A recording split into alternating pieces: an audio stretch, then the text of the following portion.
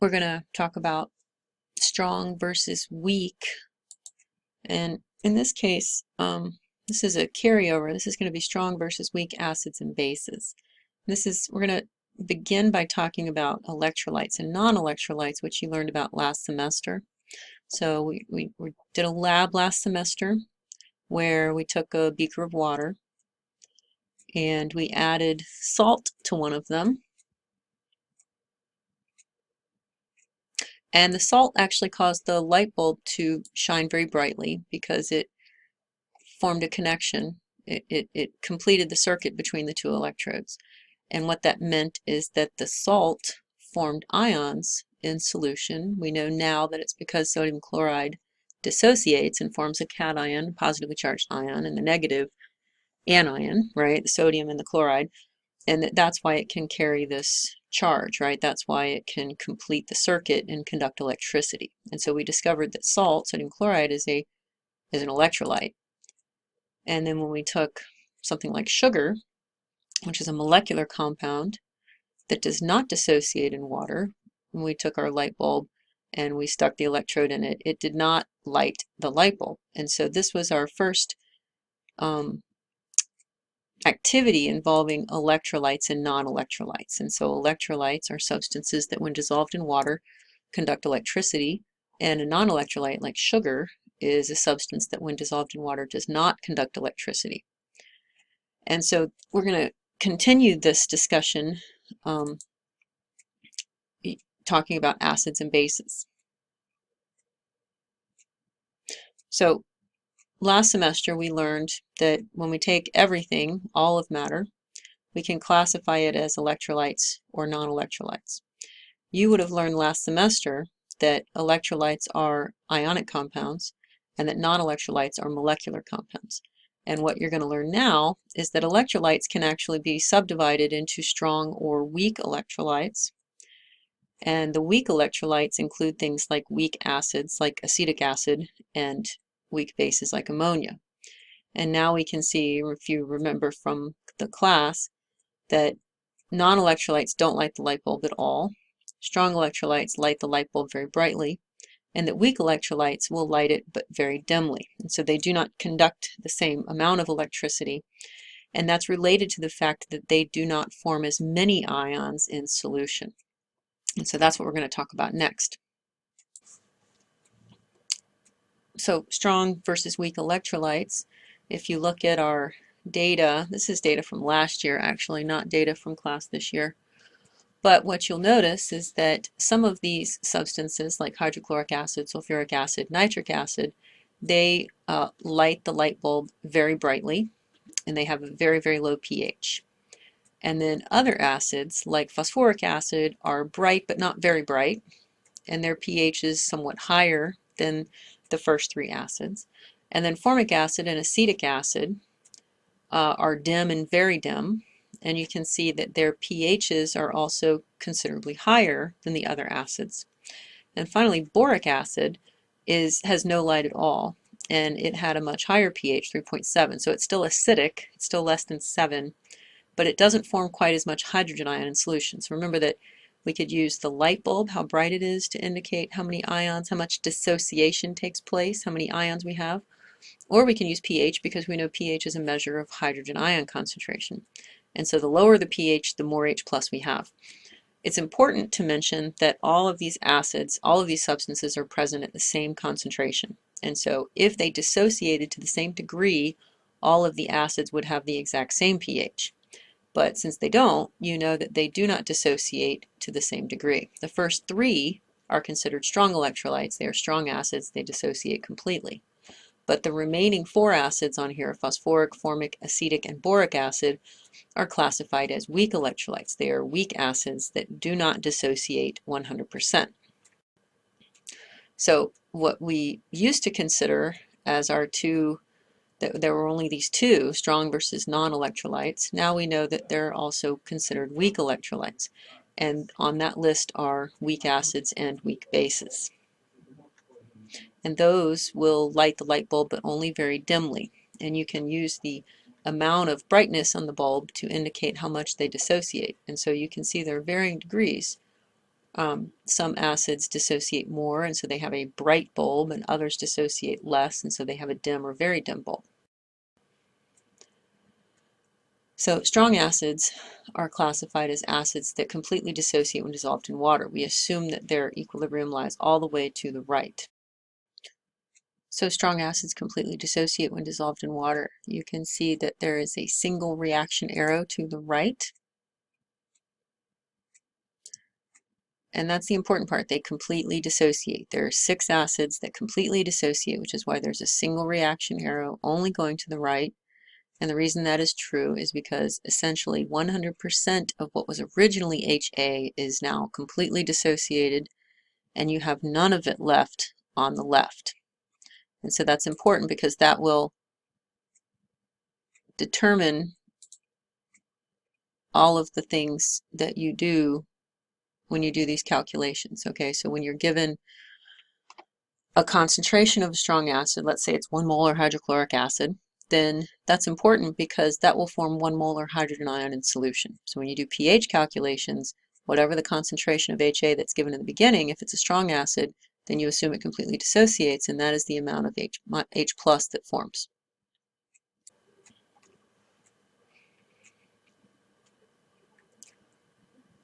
Now, I also wanted to remind you that these two equations are the same. Okay, so we've been drawing HA as a dissociation into H plus and A minus, but remember that HA, really what happens, what's more realistic is to think that HA will donate its hydrogen ion to a water molecule, and instead of roaming around the solution, the beaker, as hydrogen ion, it would actually form hydronium ion, H3O plus. So remember that these really mean the same thing. You can write either reaction, it doesn't really matter. What matters is that that arrow you draw is all the way to the right. It is not an equilibrium arrow, it is a all the way to completion arrow. Now this is a table from chapter 7, table 7.1, and you'll notice that the strong electrolytes that you learned last semester are on here. KBr and NaCl are the 5th and 6th items on here. Those are the standard ionic compounds that we learned last semester. And you also see there are 1, 2, 3, 4, 5, 6 strong acids listed at the top. Those are here. And we're going to come back and talk about some of the other ones a little bit later.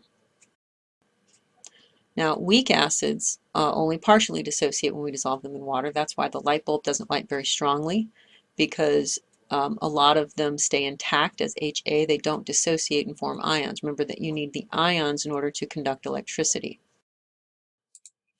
Weak acids only partially dissociate in aqueous solution, and so it's important that you see that there is an equilibrium arrow here now to indicate that some of this reaction still lies to the left. So that's why there's a double arrow there. And there you will have a Ka value, an equilibrium constant, that describes how far this reaction is to the right or to the left. And so the products here are not 100%, and there is still a significant quantity of undissociated acid on the left. And so that's important that you understand that. These will be equilibrium expressions, just like the last chapter, in chapter 13, where you had to determine the amount of the extent of the reaction, right? So the concentration of reaction components in equilibrium. If I ask you to calculate that or to calculate the pH of this, then you'll need to know the hydrogen ion concentration at equilibrium, which will involve an ice table. This is a picture from the book that shows sort of a molecular view. If we could put our molecule glasses on and look inside the beaker, then what you see on the right, these little boxes on the right, show you what it would really look like. The little bars on the left are meant to show you, HA is our acid, and once it's dissolved in water, it dissociates 100% essentially.